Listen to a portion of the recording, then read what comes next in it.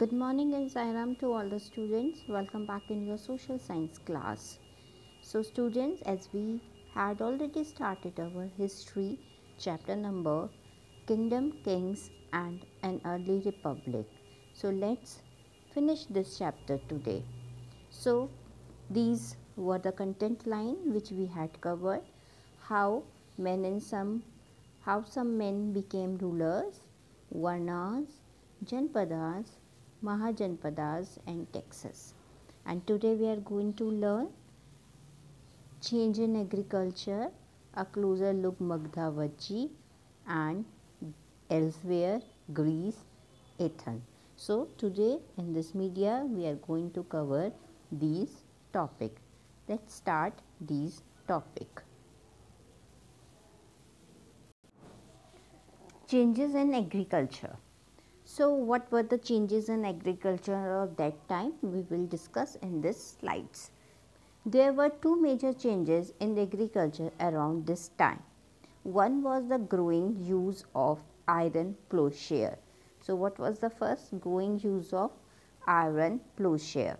This meant that heavy clay soil could be turned over better than with a wooden plowshare, so that more grains could be produced.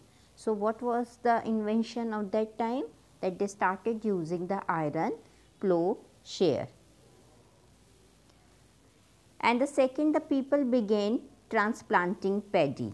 Transplanting paddy, this meant that instead of scattering seed on the ground from which plant would sprout, saplings were grown and then planted in the field. Okay, as you know, we need to put seeds when we are want to grow the plant, but what we do in transplanting, that we just change or we just put the plant in another field when from the sapling the plant would grow. This led to increased production as many more plants survived. Generally, slave men and women and the landless agriculture laborers had to do this work. So in place of seeds, they are putting the small plant. So the production of the agriculture would increase. So two types of changes were there. First, they started using iron, and the second, first they started using the iron plowshare, and as I told you, the second, transplanting. Second, they begin transplanting. Now our next topic is a closer look Magdha. Everybody know about the Magdha. We already studied in our previous chapters about this place. So Magdha was a very important Mahajanpadas during that time. Okay, so Magdha became very important Mahajanpadas during that time. Many rivers such as Ganga and its son flowed through Magdha. So everybody knows when river flow through some place, so it become very flourish for that city. So this was important for transport also, for water supply also, for making the land fertile also. Part of Magdha forested elephant which lived in forest could be captured and trained as army. So yes, it's all about Magdha. First of all, Magdha became the most important Mahajanpadas is about 200 years. Many rivers such as Ganga and its son flowed through Magdha. This was important for transport, for the supply, making the field or land fertile. Parts of Magdha forested elephant which lived in forests could be captured and trained for the army. Now forests are also provide wood, building houses, crafts and chariots. As you know, forests are very useful to men. So similarly, forests here also provide lot of things to the people of Magda that time. Iron ore mines in the region that would be tapped to make strong tools, so and weapons.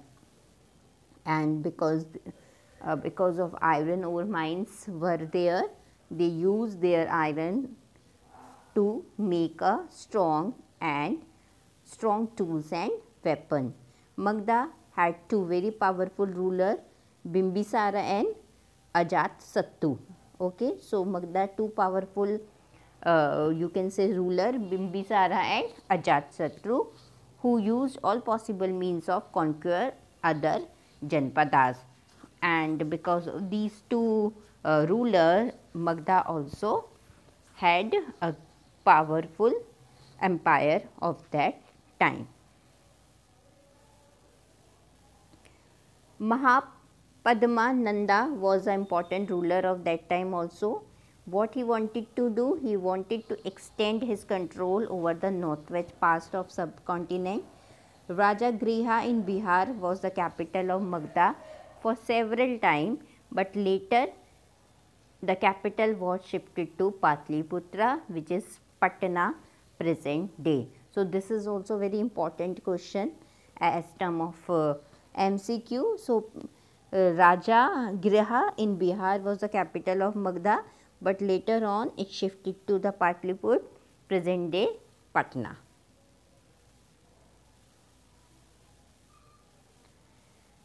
More than 2300 years, a ruler named Alexander, who lived in Macedonia, wanted to become a world conqueror. When he wanted to march eastward, but what happened? His soldier refused. Why he refused? Because they were scared of Indian rulers, because they heard that the Indian rulers had vast army of foot soldiers, chariots and elephants. So, Alexander's army refused to march towards the east. So, this was one of the great achievement of that time by the Indian rulers. Now, next Vajji. After Magda, as everybody know, became a very powerful kingdom, Vajji with its capital Vaishali, current day Bihar, was under a different government known as Jana and Sangya. Jana is a word, a group is used for a group that has many members, and Sangya means organization or association. So, Vajji is ruled under this Sangya, and Jana, you can say a group, by the group of people or under a association. In a Jana or a Sangya, there were not one but many rulers, as I told you. When thousands of main rulers together, each one known as the Raja. So, here we have lot of main rulers and each one known as the Raja. They performed ritual together. They also met in assembly to decide what to do, how to recognize the things, how to assemble the things. So, generally the people, the rulers met in the assemblies. But here also women, dasa, karamkaras could not the part of the assemblies, and that time also Buddha and Mahavira belonged to Jana and Sangya. About Buddha and Mahavira we will study in the different chapters.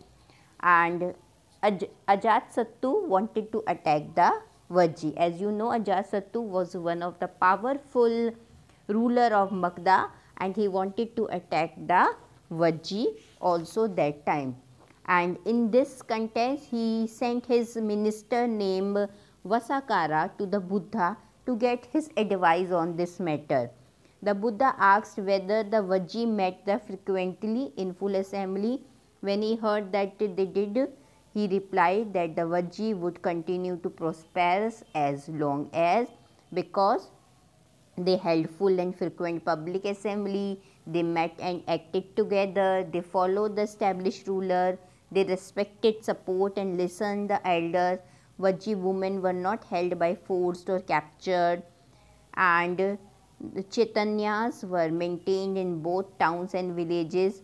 So, because of these points, Buddha advised that Vajji will survive and continue to prosperous as long as. Now, the last topic, elsewhere, Greeks and Athens. So, you can find out this in your map also. Around 2500 years ago, people of Athens set up a form of government like which was called as democracy, which lasted about 200 years. All here, what is the important about this? First, all men over the age of 30 were recognized as a full citizen.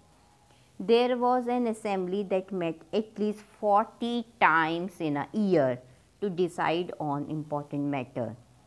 Third, all citizens could attend these meetings. They have to attend these meetings. Citizens were expected to serve army and navy. Women were not considered citizens. That was a little drawback in this. Many foreigners who lived and worked in Athens as merchant craftspersons did not have any right as citizen. Even the slaves who work in the mine, field, household work were not treated as citizens. So, basically the men over age of 30 recognized as a full citizen. Okay, student. So, this is all about chapter number Kingdoms, Kings and an Early Republic. So, now today we are finishing our chapter, and along with this